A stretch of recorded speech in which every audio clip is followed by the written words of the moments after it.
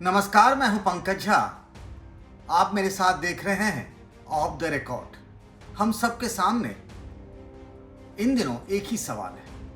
वो सवाल ये है कि कोरोना से जो कोहराम मचा है, हमारे आसपास दर्द, पीड़ा, आक्रोश, गुस्सा जो हमने देखा है लोगों में, जो दौर है कोरोना से उपजे हुए दर्द का, वो कब खत्म होगा? ये सिलसिला कब थमेगा? हम सब के दिन की शुरुआत किसी न किसी के गुजर जाने की खबर से होती है।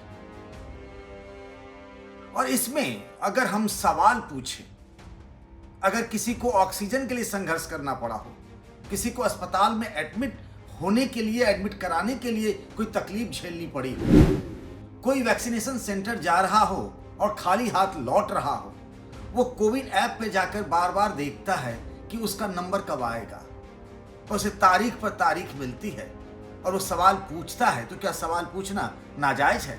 वो गलत है, क्योंकि आज मैं उसी पीड़ा से गुजर रहा हूं। जब मैं ये सवाल पूछता हूं कि आखिर गोवा में एक सबसे बड़े मेडिकल कॉलेज हॉस्पिटल में लगातार 5 दिन रात के 1 बजे से सवेरे के 6 बजे तक, जिसे डार्क आवर कहते हैं, मौतें होती रही। एक दिन, दूसरे दिन, तीसरे दिन, चौथे दिन, 5वें दिन, और 83 जिंदगियां छिन गई।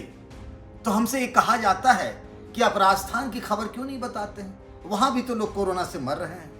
पंजाब में अपने रिश्तेदार को, उसकी लाश को कंधे पर ढोकर ले जाते हुए एक वीडियो आया, तो उस पर कहा जाता है पंजाब की खबर क्यों नहीं दिखाते हैं?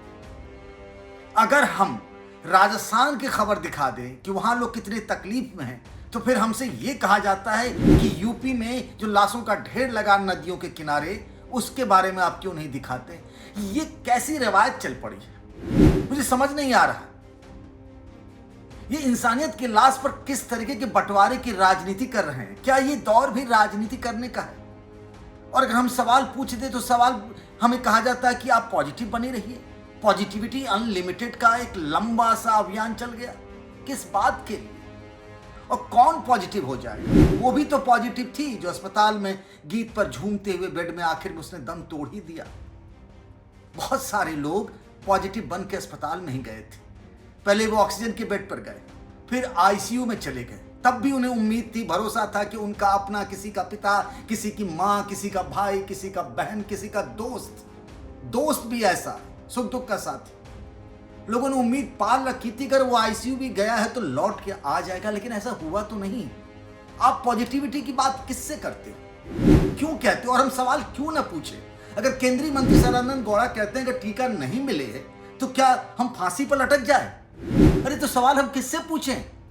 कोरोना के पहले दौर में, यानी पहले वेव में, पहली लहर में जिन सरकारों ने अच्छा काम किया, तो हम ही ने तो उनकी तारीफ की। वो योगी आदित्यनाथ की सरकार हो या अरविंद केजरीवाल की सरकार हो। अगर बाद में महाराष्ट्र में, अगर मुंबई में ऑक्सीजन के लिए लोगों में ऐसी मारामारी नहीं देखी, तो हमने मुंबई के मॉडल की तारीफ कर दी, तो क्या गुनाह कर दिया?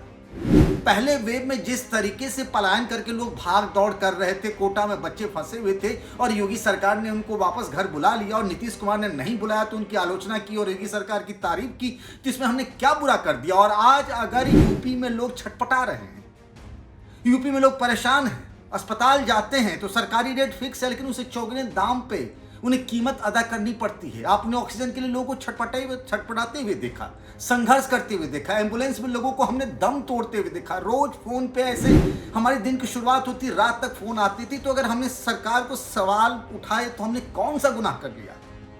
और अगर कोरोना की पहली लहर के लिए पीठ थपथपाई गई और उन्होंने थपथपाया भी, लोगों ने भी कहा, देश के प्रधानमंत्री नरेंद्र मोदी पर लोगों ने भरोसा किया, तो अगर आज सब कुछ गड़बड़ हो रहा है तो हम किसकी बात करेंगे? और एक दिल्ली में पोस्टर लग गया तो 25 मुकदमे हो गए।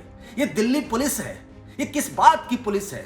ये कैसी प्रोफेशनल पुलिस फोर्स है जिसको सारे काम छोड़ के उस पोस्टर को लगाने वाले, जिसमें स्कूल का ड्रॉप आउट बच्चा है, एक रिक्शा चलाने वाला मजदूर है, एक 17 साल का लड़का है, गरीब मजदूर हैं, उनको आपने गिरफ्तार कर लिया, अपनी छाती ठोक रहे हैं, अपनी पीठ थपथपा रहे हैं। कैसी पुलिस फोर्स है आपके पास? यही एक काम बची रह गई। और इस पर अगर हम सवाल खड़े करेंगे तो हमें कहा जाएगा कि हम गिद्ध पत्रकार, वल्चर जर्नलिज्म कर रहे हैं, हमारे पीछे ट्रोल आर्मी लगती है। हमारी कुंडलियां खंगाली जाती है। ये कौन सी बात है कि यूपी की खबर दिखा रहे हो तो राजस्थान की खबर क्यों नहीं दिखाते हो, पंजाब की खबर क्यों नहीं दिखाते हो, छत्तीसगढ़ की खबर क्यों नहीं दिखाते हो? दुर्ग में लोग बिलख रहे थे ऑक्सीजन के लिए, तो क्या खबर नहीं दिखाई गई? या ऐसा मत करिए कि गोवा का दुख दुख है और यूपी का दुख दुख नहीं है, यूपी का दुख दुख है और पंजाब का दुख दुख नहीं है। अरे हम सब हिंदुस्तानी हैं भाई। हमें किस तरह की सरहदों में बांट रहे हो? क्या मजाक बना रखा है इंसानियत की लाश पर? यह कैसी राजनीति है? हमें इसको समझना होगा। और सरकार में बैठे लोगों से सवाल किए जाते हैं, विपक्ष में बैठे लोगों से सवाल नहीं किए जाते। हम ये भी कहेंगे कि विपक्ष के उन नेताओं ने जिन्होंने टीके का मजाक उड़ाया था, वैक्सीन के बारे में तरह तरह की बातें की थी, उन्होंने भी गलत कहा। आज वही लोग वैक्सीन के लिए कह रहे हैं कि हमें वैक्सीन का टोटा पड़ा हुआ है, वैक्सीन चाहिए। तो आज अगर हम सब तकलीफ में झेल रहे, अब देखिए कितना कंफ्यूजन। पहले आया कि वैक्सीन के 2 डोज का फासला क्या होगा, तो 6 से 8 हफ्ते, अचानक से 12 हफ्ते कर दिया गया। और जिस देश में रिसर्च के आधार पर किया गया वहां कुछ और हो गया।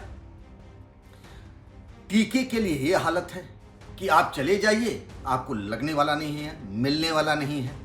कंफ्यूजन ही कंफ्यूजन है प्लाज्मा को लेकर के। अब डॉक्टर कह रहे हैं प्लाज्मा से कोई फायदा नहीं होने वाला है। रेमडेसिविर के लिए लोग लाइन में लगते रहे, अब कहा जा रहा है उसका कोई फायदा नहीं। हमें कौन समझाए, कौन बताए? गांव में बैठे लोग कहां से कोविन ऐप पर जाएंगे और कहां टीका लगवाएंगे? उन्हें तो कुछ पता ही नहीं। उन्हें तो कोरोना के लक्षण भी नहीं पता होते। उनके घर के लोग सर्दी खांसी बुखार कह के मर जाते हैं और अंतिम संस्कार भी कर दिया जाता है। मैं अभी हाल के यूपी के कई पश्चिमी यूपी के कई गाँव में गया और वहाँ तो 13वीं हमने कई गाँव में देखा। उन्हें पता भी नहीं कोरोना क्या होता, न कभी टेस्टिंग देखी न कुछ देखा। अगर हम सवाल उठाते हैं तो हमसे सवाल किए जाते हैं।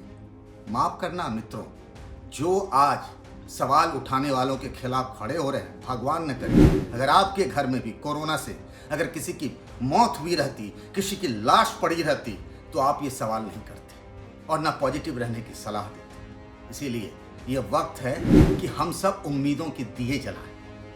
कल अच्छा होगा। आपस में एक दूसरे पर उंगलियां उठाने से बेहतर होगा कि हमको जहां जहां जो मौका मिलता है हम कुछ अच्छा करें, बेहतर करें। कोरोना की तीसरी लहर की तैयारी करें, ना तो चुपके से दूसरा लहर आया और फिर क्या तबाही मचा गया, वो तीसरे लहर में ही हो जाएगा। इसीलिए बंटवारे की राजनीति न करिएगा। आज के लिए बस इतना ही, क्योंकि दिल बहुत दुखी होता है जब लोग इस तरह की बातें करते हैं। नमस्कार।